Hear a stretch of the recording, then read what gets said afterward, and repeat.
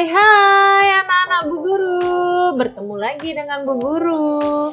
Anak-anak, hari ini kita akan belajar tema 3, tokoh dan penemuan, subtema 1, penemu yang mengubah dunia, pembelajaran ke-6.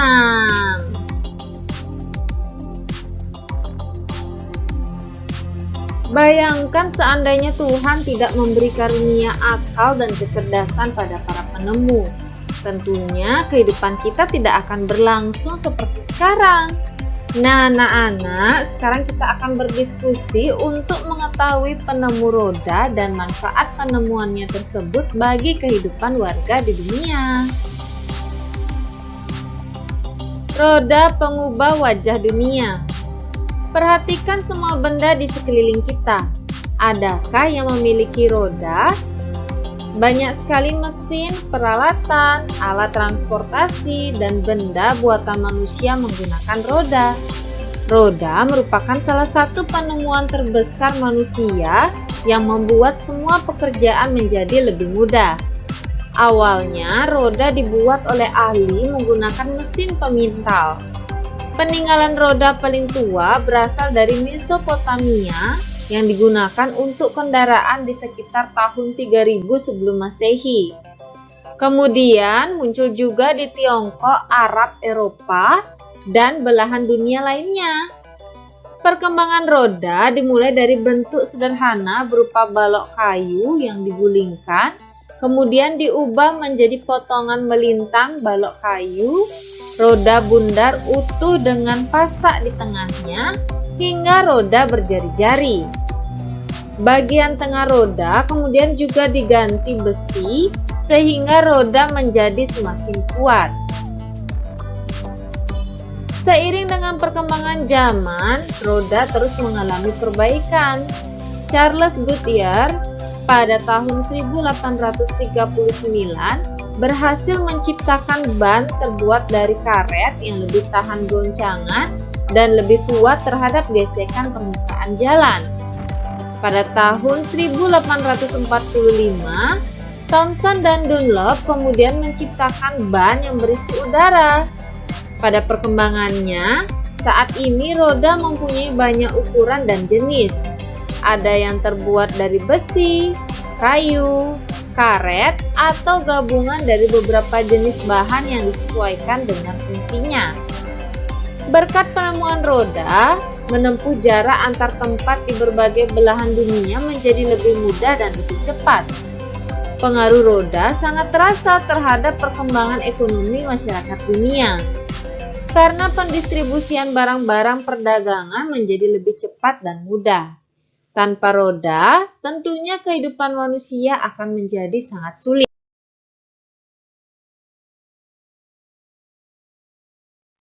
Anak-anak, sekarang analisislah garis waktu sejarah perkembangan roda berikut ini. Apakah telah sesuai dengan urutan yang terdapat di dalam bacaan tadi?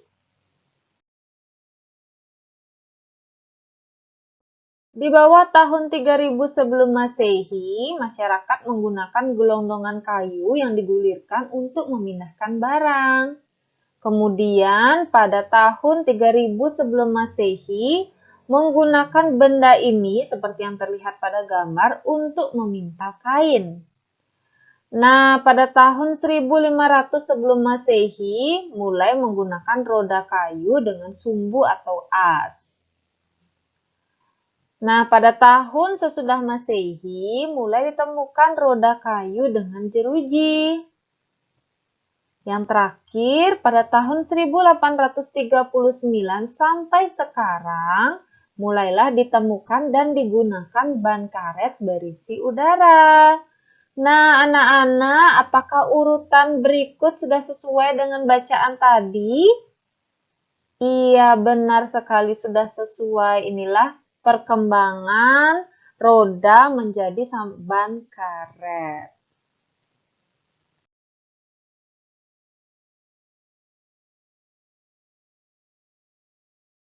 Anak-anak, apakah teks tersebut termasuk ke dalam jenis teks eksplanasi ilmiah?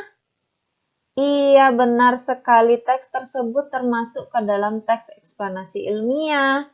yang di dalamnya ada pembukaan, kemudian deretan penjelas, dan kesimpulan. Nah, anak-anak, bacalah kembali teks tersebut dengan teliti, kemudian tulislah informasi penting dalam setiap paragraf pada diagram berikut ini. Kita mulai dari paragraf pertama yang berisi topik masalah. Adapun topik masalahnya adalah roda merupakan salah satu penemuan terbesar manusia yang membuat semua pekerjaan menjadi lebih mudah. Kita lanjut ke paragraf kedua anak-anak yang berisi deretan penjelas. Adapun deretan penjelas pada paragraf kedua yaitu awalnya roda dibuat oleh ahli menggunakan mesin pemintal.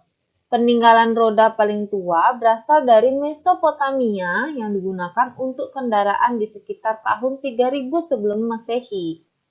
Kita lanjut ke paragraf ketiga yang juga berisi deretan penjelas yaitu seiring dengan perkembangan zaman, roda terus mengalami perbaikan. Charles Goodyear pada tahun 1839 berhasil menciptakan ban terbuat dari karet yang lebih tahan goncangan dan lebih kuat terhadap gesekan permukaan jalan. Yang terakhir, pada paragraf 4 berisi kesimpulan dan pesan atau pendapat pribadi penulis, yaitu berkat penemuan roda, menempuh jarak antar tempat di berbagai belahan dunia menjadi lebih mudah dan lebih cepat. Nah, itu dia anak-anak pembahasan masing-masing paragrafnya.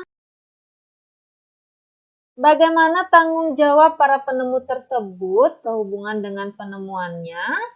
Apakah mereka bertanggung jawab atas hak yang telah mereka dapatkan? Ayo kita temukan jawabannya dengan melakukan diskusi berikut ini. Anak-anak, coba sebutkan beberapa macam hak yang dimiliki oleh para penemu tersebut. Iya, beberapa macam hak yang dimiliki oleh para penemu tersebut yaitu kebebasan berkarya, mengembangkan hal baru tentang karya miliknya. Apakah mereka telah mendapatkan haknya? Bagaimana menurut anak-anak? Iya, mereka telah mendapatkan haknya. Dengan adanya kebebasan dalam berkarya, mampu membuat mereka menemukan sesuatu yang bermanfaat bagi orang banyak. Berkat karyanya, mereka juga bisa dikenal dunia. Nah, apa manfaat hak tersebut bagi mereka? Manfaat hak tersebut bagi mereka adalah dapat dinobatkan sebagai penggagas hal baru atau disebut penemu yang dapat mengubah kehidupan bagi manusia. Apakah mereka telah bertanggung jawab terhadap hak yang telah mereka dapatkan? Iya, karena mereka menggunakan hak mereka untuk memberikan manfaat bagi orang banyak. Contohnya seperti hal yang dilakukan pada bacaan roda pengubah wajah dunia. Hak dan tanggung jawab. Ani adalah putra bapak dan ibu Yakob. Pak Yakob menyekolahkan Ani di sebuah sekolah yang cukup ternama di desanya. Pak Yakob memenuhi semua kebutuhan sekolah Ani seperti buku-buku, seragam sekolah, serta peralatan lainnya. Bu Yakob juga selalu membuatkan bekal makanan sehat untuk Ani di sekolah. Ani sangat bersyukur dengan perhatian ayah dan ibunya. Ia selalu mematuhi nasihat ayah ibu. Ani juga rajin sekolah, rajin belajar dan mengerjakan tugas sekolah tanpa perlu diingatkan. Ani kemudian selalu naik kelas dengan nilai yang memuaskan. Bapak dan Ibu Yakob sangat bangga dengan Ani. Nah, anak-anak, setelah membaca bacaan tadi, sekarang mari kita bahas sedikit mengenai hak yang telah diperoleh oleh Ani serta kewajiban yang telah ia laksanakan. Nah, adapun hak yang diperoleh oleh Ani adalah yang pertama mendapatkan pendidikan yang baik dan layak. kemudian mendapatkan asupan makanan yang sehat, serta mendapatkan perhatian dan kasih sayang dari orang tuanya. Itulah hak-hak yang sudah diterima oleh Ani. Kemudian dalam melaksanakan hak ini, Ani juga harus melaksanakan kewajibannya. Adapun manfaat dari kewajiban yaitu yang pertama, tujuan akan tercapai, serta menghargai hak yang telah didapat. Nah, anak-anak, ketika Ani menerima haknya, Ani juga bertanggung jawab pada kewajibannya. Adapun dampak jika kita bertanggung jawab pada kewajiban adalah kita menjadi orang yang berpendidikan, kemudian menjadi anak yang sehat, membanggakan orang tua, dapat mencapai cita-cita, serta masa depan akan menjadi lebih baik. Itulah tadi dampak jika kita bertanggung jawab pada kewajiban kita, terutama kewajiban sebagai siswa. Kemudian, adapun dampak jika tidak bertanggung jawab pada kewajiban, khususnya kita sebagai siswa, yaitu yang pertama, terjebak dalam kebodohan karena tidak mau belajar. Kemudian, karena kita tidak mendapatkan prestasi yang baik, akan mengecewakan orang tua kita.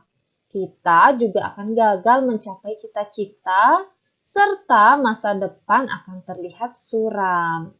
Nah, itu dia anak-anak pembahasan dari hak dan kewajiban yang sudah dilakukan oleh Ani. Bagaimana dengan anak-anak sendiri? Apakah anak-anak telah bertanggung jawab terhadap hak-hak yang telah anak-anak dapatkan? Nah, sekarang saatnya untuk merenung dan memperbaiki diri. Nah, anak-anak, bagaimana cara kita merenung dan memperbaiki diri? Langkah awalnya adalah anak-anak dapat merenungkan diri dengan tabel berikut ini. Anak-anak isi nama kalian, kemudian isi kolom-kolom yang diminta atau tabel-tabel yang diminta. Apa saja kewajiban anak-anak, kemudian dampak jika bertanggung jawab, manfaat kewajiban, dan dampak jika anak-anak tidak bertanggung jawab atas kewajiban anak-anak. Silakan anak-anak nilai diri anak-anak sendiri ya. Oke, anak-anak hebat Bu Guru. Sekian pembelajaran kita pada hari ini.